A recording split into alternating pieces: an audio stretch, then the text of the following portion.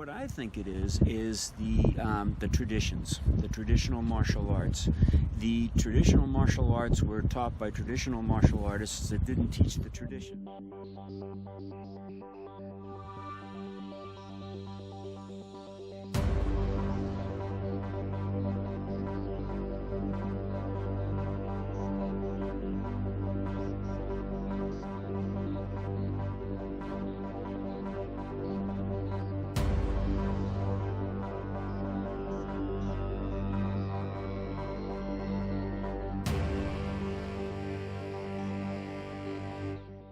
Hey, how you doing today?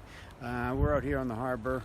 It's exciting. The boat's coming back. There's probably 80 boats out here today, but I'm going to take a seat here and limit that view a little bit because of the wind factor, and just to get hopefully a better recording out of this. You can see the boats in the back, but just hanging out here. Anyway, I got a comment on one of my videos just this morning from Complex Blackness, and his statement was, "Come on now," and it was just like he was skeptical about it.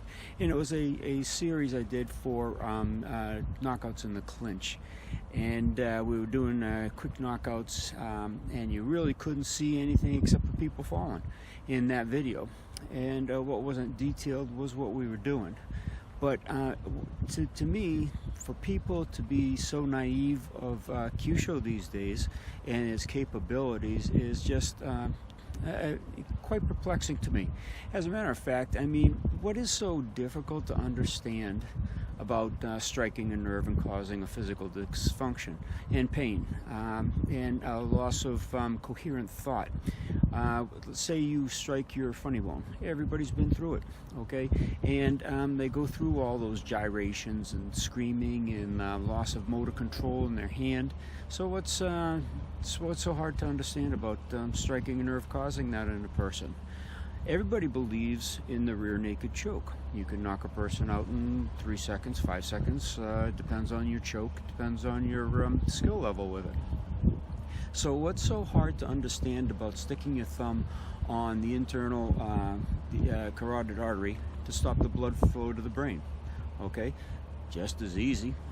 You've seen it in my films on Nukite and many other things, including this one film. So what's so hard to understand for people that the Kyusho is attacking these vital structures inside the body to cause physical dysfunction, loss of motor control, loss of coherent thought, loss of conscious thought, and loss of consciousness altogether? So I don't understand why there's so much skepticism. I mean, they're real structures. Just ask your doctor, what would happen if you stopped the blood flow in the brain by placing your thumb on the carotid artery on either side of the neck? What would they say if you pressed onto an internal nerve there, say the vagal nerve? What would that do to the person? What's so hard to understand about it? What I think it is the traditions, the traditional martial arts. The traditional martial arts were taught by traditional martial artists that didn't teach the tradition. They taught something a little bit more muted. Whatever reason they had, they just didn't show the real Kyusho targets as handed down by so many of the founders of different systems. And because of that, there was a new tradition formed, and they said, you do this, you do it this way. Okay, and everybody like kowtowed, and everybody follows that. And because of that, they put on these traditional blinders. Now, to me, when you get your black belt especially, in the beginning, okay, you're trying to go for that black belt. I understand there's rules, you have to go for the testing. And for every rank, I imagine there's a new set of rules up until a certain level, and then it's just political. But, okay, you got a black belt, and now the learning begins. Okay, what's the new learning? A new kata? A new block? More of the same?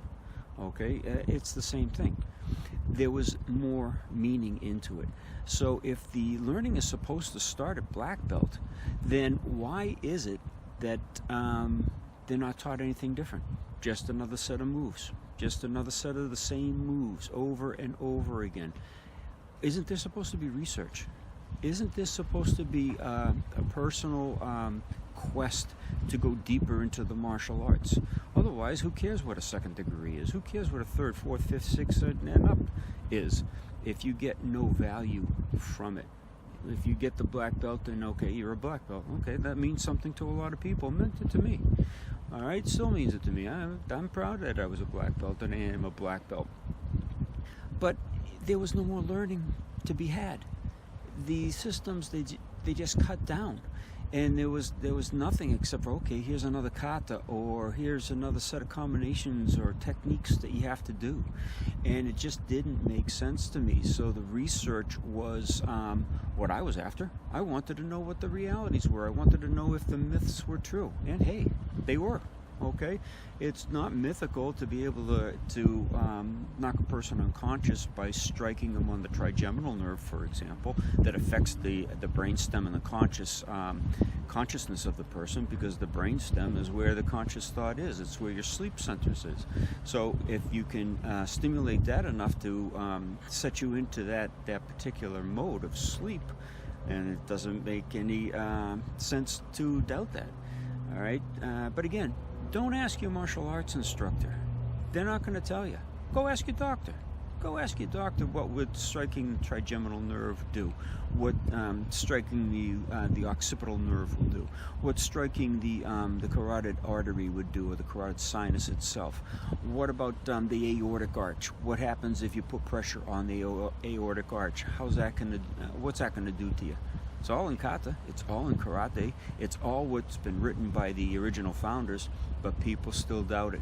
The blinders of traditional karate and traditional martial arts has kept the truth from so many people, and they just can't see past those blinders. Okay, I urge you to get out and really start thinking on your own. Think you can stick with your traditional systems to do your testing and get your grades and work accordingly in your school. I'm all for that. There's a certain discipline that goes along with those mechanical movements and those mechanical goals. But there's got to be more if you're a black belt. And if you're a black belt and you're not looking for more, then the black belt's the end of the line for you. Okay, that's all you're going to reach. Second dan doesn't mean anything if you just learned the block a different way. All right, so again, I don't know why people doubt it so much. I think it's the blinders of traditional martial arts, but don't ask your martial arts instructor. Okay, just when you go to your doctor for a physical, say, hey doc, what would fingertip pressure on the carotid artery do? Okay, or what would a strike to the occipital nerve do? What would that cause the person to experience that was receiving that? And let them tell you. Okay, that's where your education is. That's where it's going to begin. Okay, and once you reach black belt, you owe it to yourself.